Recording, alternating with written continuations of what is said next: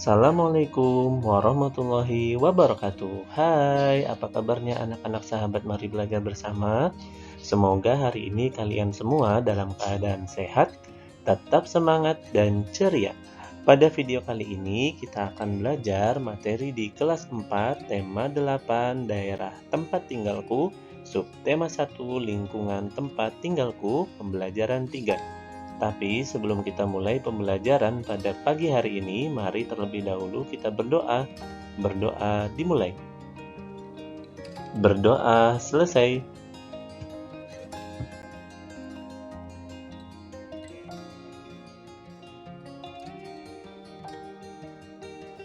Buat kalian yang belum subscribe channel Mari Belajar Bersama, silakan klik subscribe dan aktifkan loncengnya untuk mendapat pemberitahuan terbaru dari channel ini.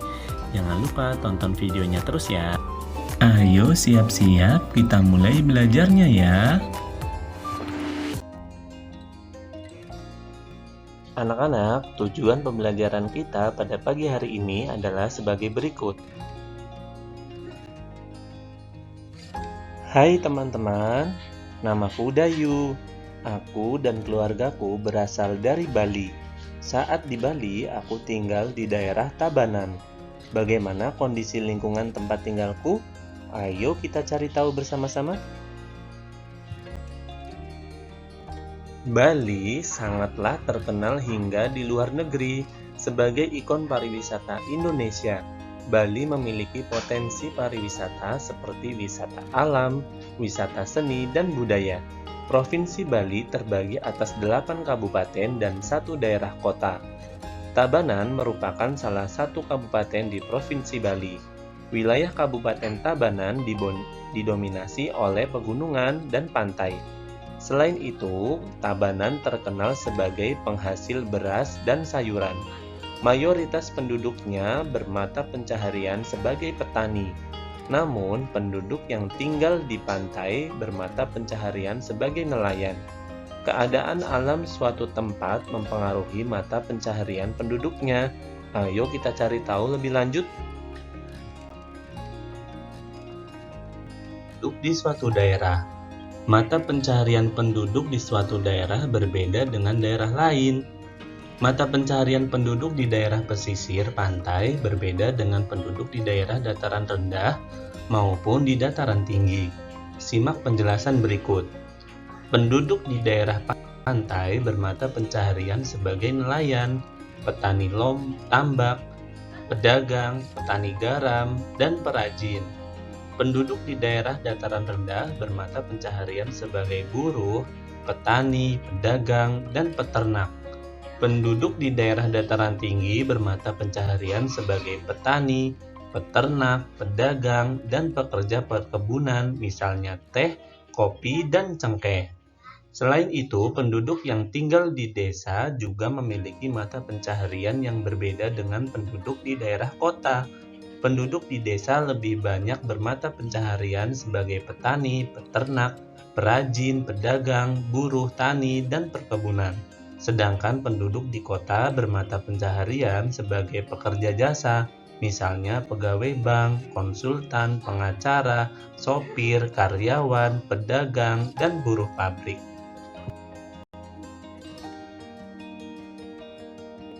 Bacalah cerita berikut. Asal mula Bukit Catu. Di pedalaman Pulau Bali terdapat sebuah desa yang subur. Di sana tinggal sepasang suami istri. Mereka bekerja sebagai petani. Menjelang musim panen, si suami berkata kepada istrinya,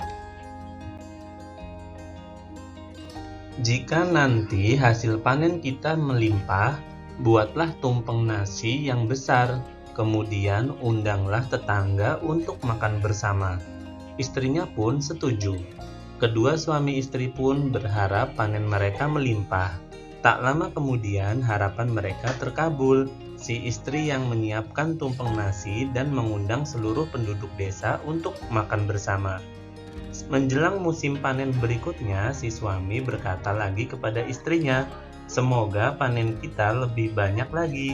Kalau bisa 3 kali lipat dari sebelumnya."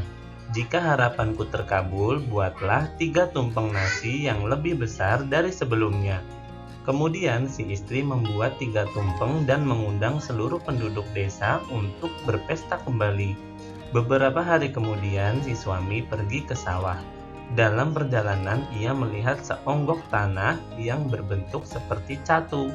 Catu adalah alat penakar nasi yang terbuat dari tempurung kelapa.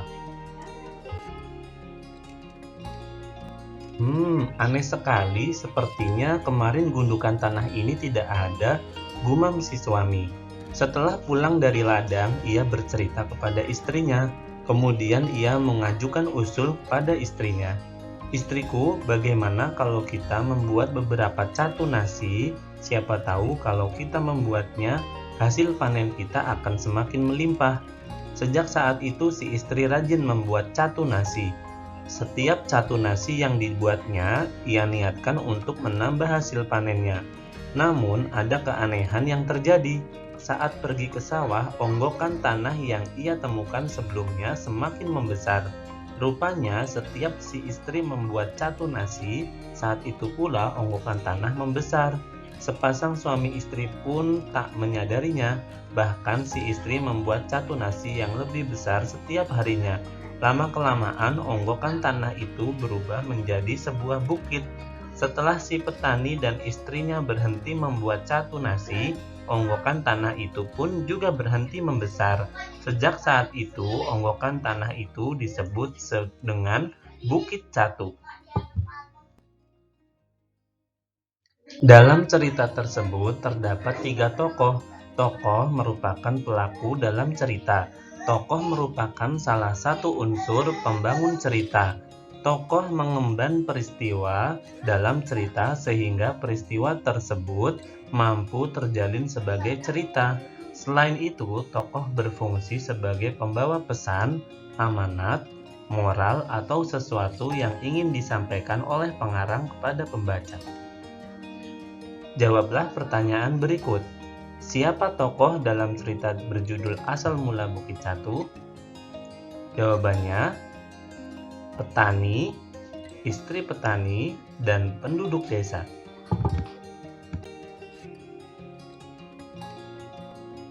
Apa saja peranan tokoh dalam cerita tersebut? Dalam cerita berjudul Asal Mula Bukit Catu, tokoh suami, istri, dan penduduk desa memiliki peranan sebagai pengemban peristiwa dalam sebuah cerita, sehingga peristiwa tersebut mampu terjalin sebagai cerita. Selain itu, mereka juga berfungsi sebagai pembawa pesan, amanat, moral, atau suatu yang ingin disampaikan pengarang kepada pembaca.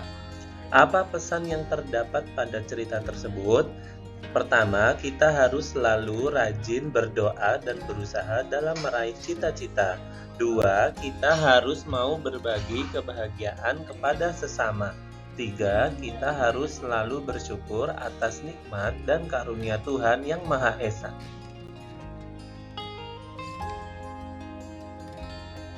Dayu sangat senang mendengarkan cerita nenek. Bahkan seluruh keluarga Dayu juga suka mendengarkan cerita. Saat nenek bercerita, semua anggota keluarga berkumpul dan mendengarkan dengan tenang. Nah, anak-anak, keragaman berarti bermacam-macam atau berjenis-jenis. Pada manusia, keragaman yang dimaksud adalah perbedaan yang dimiliki oleh setiap individu. Perbedaan pada individu itu ada karena setiap manusia memiliki ciri khas tersendiri. Dengan demikian, keragaman karakteristik individu berarti perbedaan ciri-ciri khusus pada setiap manusia. Keragaman karakteristik individu dapat berupa keragaman fisik. Keragaman fisik dapat meliputi warna kulit, jenis rambut, tinggi dan rendah badan, serta berat badan. Selain keragaman fisik, juga terdapat keragaman kegemaran dan keragaman sifat. Kalian harus bisa menghargai setiap keragaman yang ada di setiap manusia. Nah, anak-anak, sekarang waktunya kalian untuk mengerjakan tugas hari ini. Jawablah semua pertanyaan berikut, lalu kirim jawabanmu ke guru kalian sebagai tugas di hari ini ya. Semoga nilai kalian sangat memuaskan. Nah, anak-anak, sekarang waktunya kalian untuk belajar latihan soal AKM Asesmen Kompetensi Minimum. Perhatikan latihan soal AKM berikut.